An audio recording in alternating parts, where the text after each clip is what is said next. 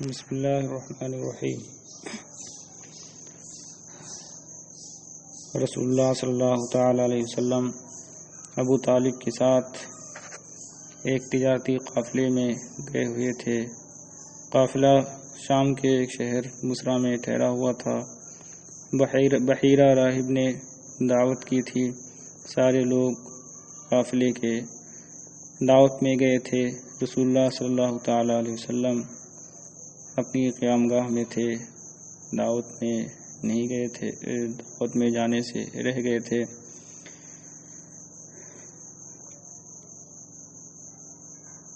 بحیرہ نے جب رسول اللہ صلی اللہ علیہ وسلم کو لوگوں کے اندر نہیں پایا، لوگوں کے بیچ میں، تو اس نے پوچھا کہ کیا کوئی ہے جو دعوت میں آنے سے چھوٹ گیا ہو؟ اسی کا ذکر ہے۔ فلما نظر بحیرہ فی القوم لم یر الصفۃ التی یعرف ویجد عنده، تو جب بحیرہ نے لوگوں کو غور سے دیکھا تو وہ صفت اسے نظر نہ آئی جو وہ جانتا تھا اور اپنے پاس موجود کتاب میں پاتا تھا۔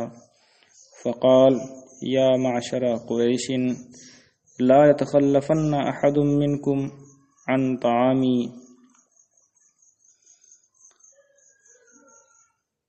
تو اس نے کہا اے گروہ قریش،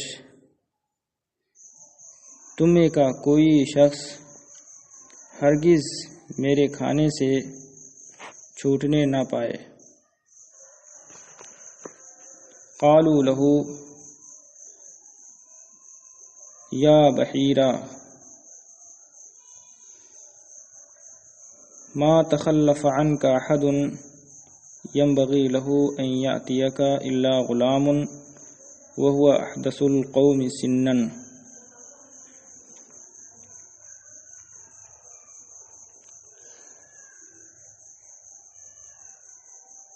سن کا معنی عمر۔ تو لوگوں نے اس سے کہا اے بحیرہ،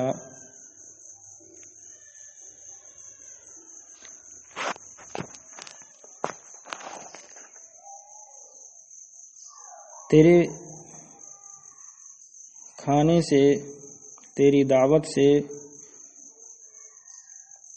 کوئی شخص پیچھے نہ رہا، نہیں چھوٹا، جسے تیرے پاس آنا چاہیے، جس کا تیرے پاس آنا مناسب ہے، سوائے ایک لڑکے کے۔ وَهُوَ أَحْدَثُ الْقَوْمِ سِنًّا، اور وہ لوگوں میں سب سے کم عمر کا ہے۔ فَتَخَلَّفَ فِي رِحَالِهِمْ،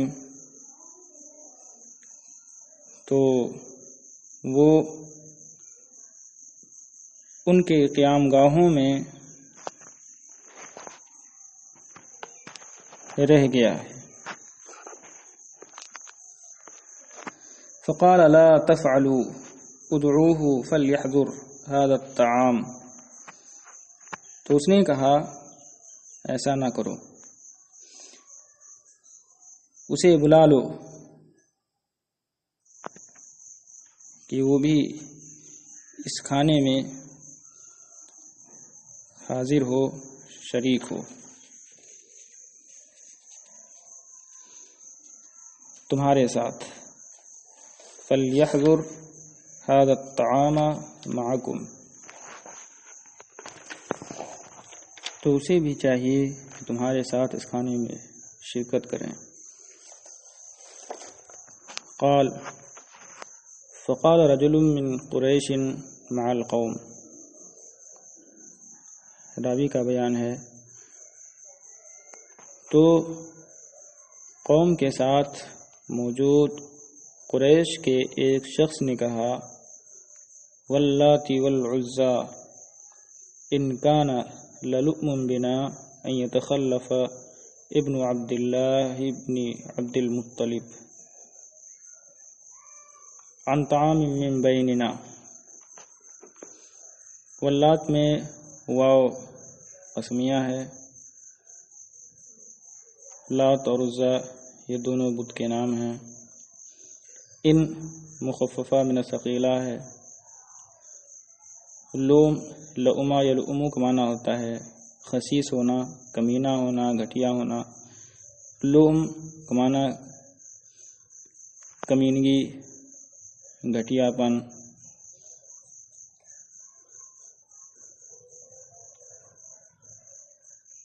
لات اور عزا کی قسم، یقیناً یہ ہمارا گھٹیا پن ہے کہ عبداللہ بن عبد المطلب کے فرزند ہمارے درمیان سے کھانے سے چھوٹ جائیں، کھانے سے پیچھے رہ جائیں۔ ثم قام الیہ فاحتضنہ،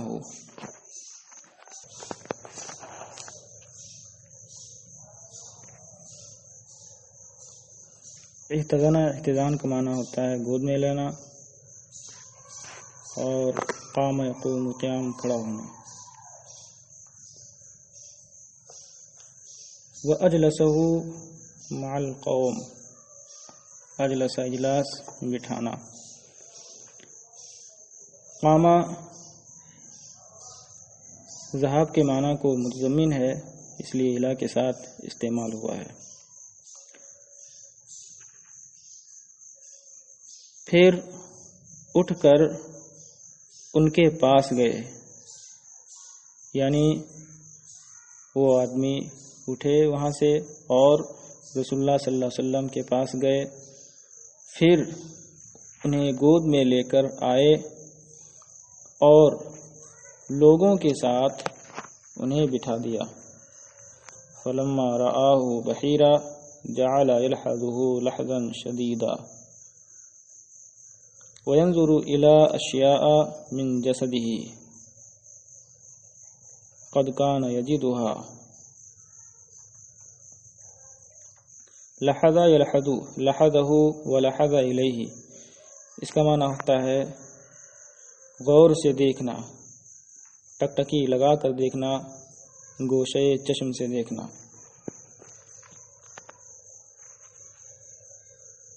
جسد کی جمع اجساد۔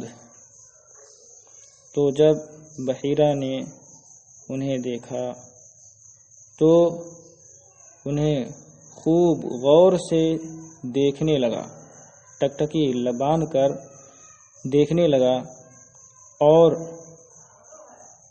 ان کے جسم کی ان چیزوں کی طرف دیکھنے لگا جنہیں وہ پاتا تھا، یعنی اپنی کتاب میں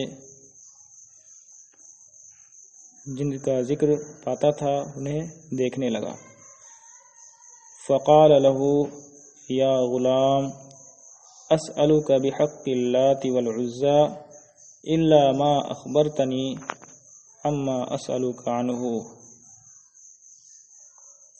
پھر ان سے کہا، اے لڑکے،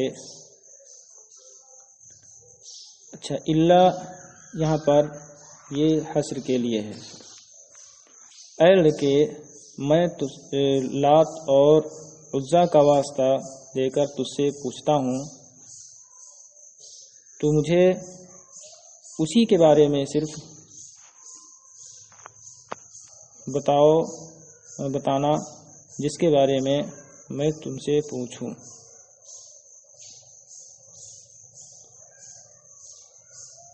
وَإِنَّمَا قَالَ لَهُ بَحِيرَةٌ ذَلِكَ لِأَنَّهُ سَمِعَ قَوْمَهُ يَحْلِفُونَ بِهِمَا۔ اب رہ گئی یہ بات کہ بحیرہ یہ راہب تھا، عالم تھا، وہ بت پرست تو تھا نہیں، پھر لات و عزا کا واسطہ کیوں دیا؟ تو اس کے بارے میں یہ بتایا گیا کہ بحیرہ نے نبی صلی اللہ علیہ وسلم سے یہ بات کہی، یعنی بحق اللات والعزا یہ کہا کیونکہ اس نے آپ کی قوم کو ان کی قسم کھاتے ہوئے سنا۔ فزعموا ان رسول اللہ صلی اللہ علیہ وسلم قال له لا تسألنی باللات والعزى، تو لوگوں کا خیال ہے کہ رسول اللہ صلی اللہ علیہ وسلم نے اس سے فرمایا تم مجھ سے لات اور عزا کا واسطہ دے کر نہ پوچھو۔ فواللہ ما ابغضت شیئا قط بغضہما۔ ابغضا ابغاض کا معنی ہوتا ہے نفرت کرنا، اور بغضہ یبغض باب فتحہ سے آتا ہے مجرد سے، اس کا معنی بھی ہوتا ہے نفرت کرنا، ناپسند کرنا۔ بغضہما یہ مفعول مطلق ہے۔ فواللہ اس لیے کہ اللہ کی قسم، تو اللہ کی قسم میں نے کبھی بھی کسی چیز سے میں نے کبھی کسی چیز سے نفرت نہ کی جتنی نفرت ان سے کی، یعنی لات اور عزا سے میں جتنی نفرت کرتا ہوں اتنی نفرت اور کسی چیز سے مجھے نہیں۔ فقال له بحیرہ فباللہ الا ما اخبرتنی عما اسألک عنہ، تو بحیرہ نے آپ سے کہا، عرض کیا تو اللہ کا واسطہ دے کر میں تم سے پوچھتا ہوں، تم مجھے انہی باتوں کے بارے میں بتانا جن کے بارے میں تم سے پوچھوں۔ فقال له سلنی عما بدا لک، تو رسول اللہ صلی اللہ علیہ وسلم نے اس سے فرمایا پوچھو مجھ سے ان باتوں کے بارے میں جن کے بارے میں تمہیں پوچھنا ہے۔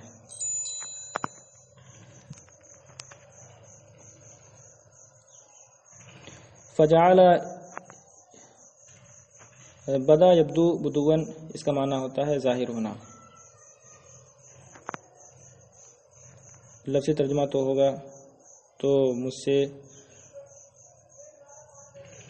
ان باتوں کے بارے میں پوچھو جو تم پر ظاہر ہو، یعنی تمہارے دل میں جو کچھ ہو اس کے بارے میں پوچھو۔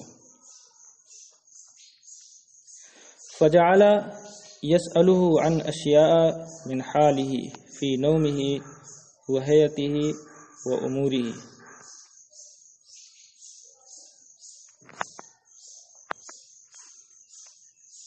تو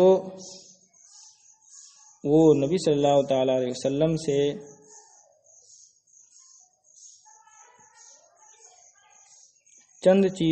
کچھ چیزوں کے بارے میں پوچھنے لگا، آپ کی حالت سونے کے وقت اور کیفیت اور آپ کے امور اور معاملات کے بارے میں پوچھنے لگا۔ فجعل رسول اللہ صلی اللہ علیہ وسلم یخبرہ فیتوافق ذلک ما عند بحیرہ من صفتہ، تو رسول اللہ صلی اللہ علیہ وسلم اسے بتانے لگے، تو یہ اس کے موافق ہوتا،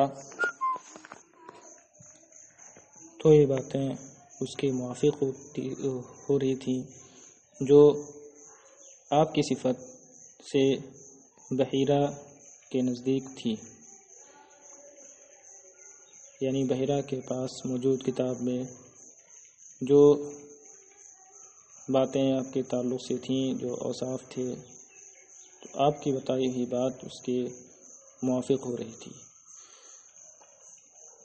ثم نظر الى ظهره فرأى خاتم النبوة بين كتفيه على موضعه من صفته التي عنده۔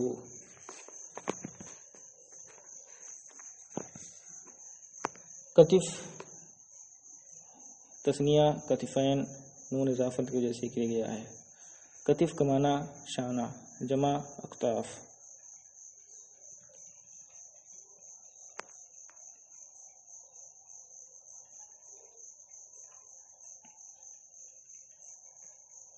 تو اس نے آپ کی پیٹھ کی طرف دیکھا، پھر اس نے آپ کی پیٹھ کی طرف دیکھا تو مہر نبوت آپ کے دونوں شانوں کے درمیان دیکھی، اپنی جگہ پر،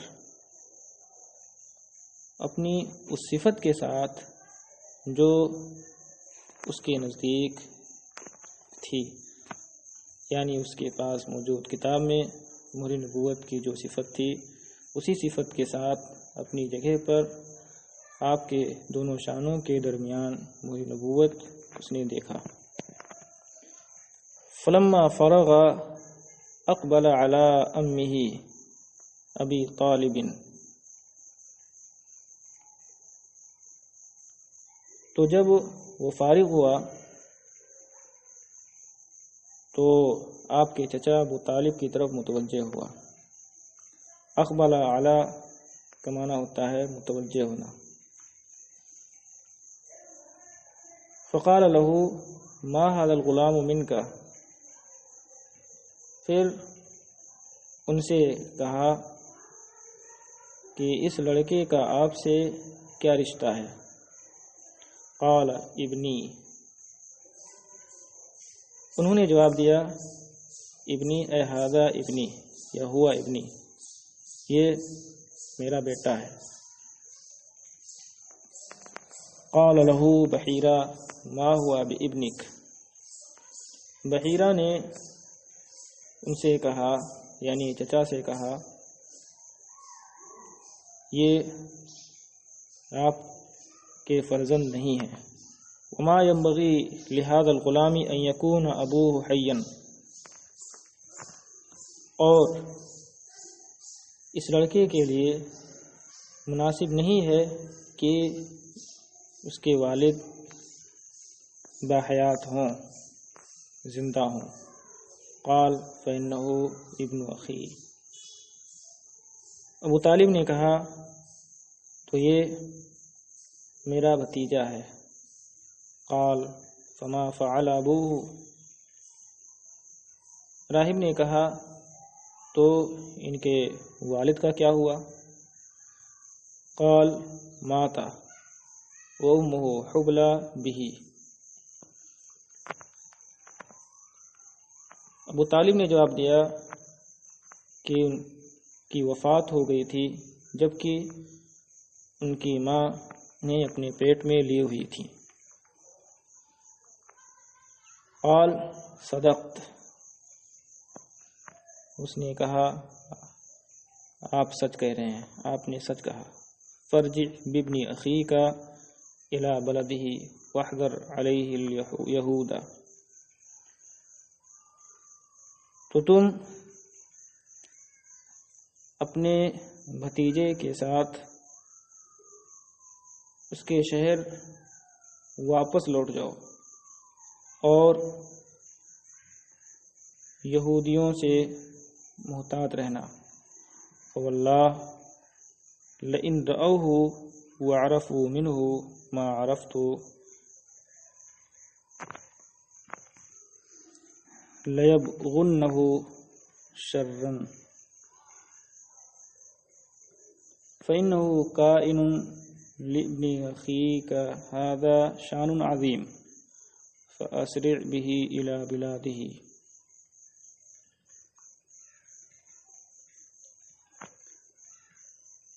بغا یبغی اس کا معنی ہوتا ہے چاہنا، طلب کرنا۔ لیبغن جمع مذکر غائب کا صیغہ ہے، لام تاکید بنو تاکید ثقیلہ ہے۔ تو خدا کی قسم اگر وہ اس پہ دیکھ لیں گے اور اس کی وہ باتیں جان لیں گے جو میں نے جانا، تو ضرور وہ اس کا برا چاہیں گے، کیونکہ تمہارے اس بھتیجے کی ایک عظیم شان ہوگی۔ فَأَسْرِعْ بِهِ إِلَى بِلَادِهِ، تو تم اسے اس کے ملک جلدی لے کر جاؤ۔